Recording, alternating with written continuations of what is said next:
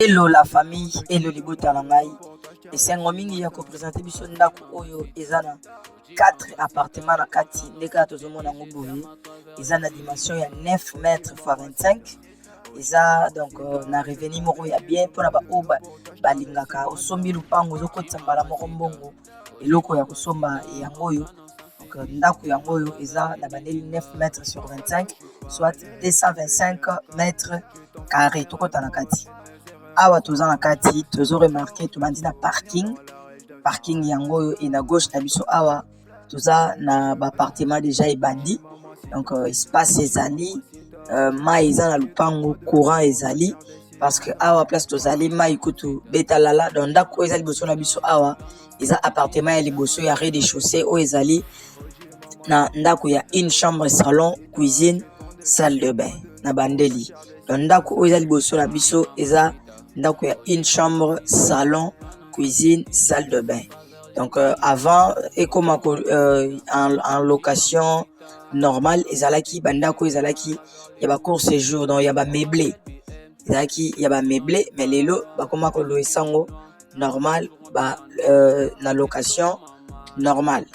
Et soki to pusani moi liboso na droite na biso bo totala eza na escalier mais en face na biso awa eza ndako eza une chambre salon lisusu et mai ezali mai ezobima je crois que tofongola mai totala mai ezobima et en face na biso porte ormukie eza studio simple et na gauche awa eza une chambre salon cuisine salle de bain lisusu et pembeni awa eza toilette visitaire.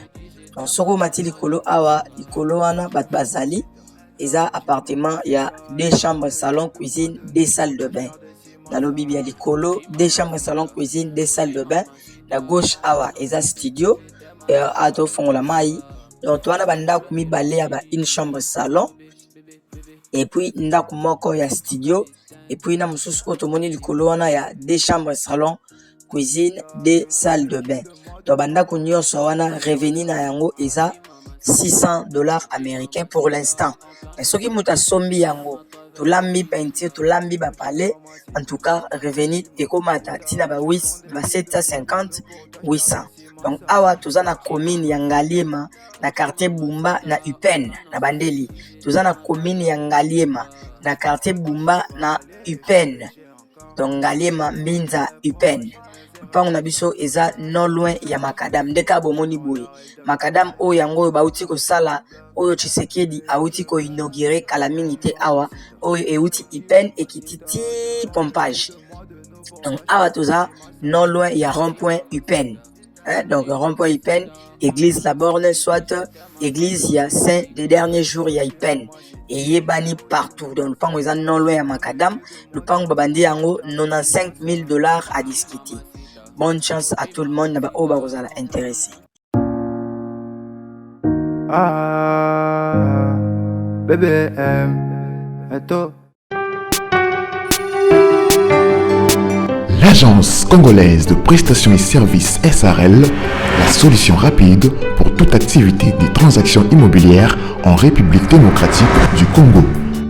Vente, achat, gestion, estimation, mise en location des biens meubles et immeubles.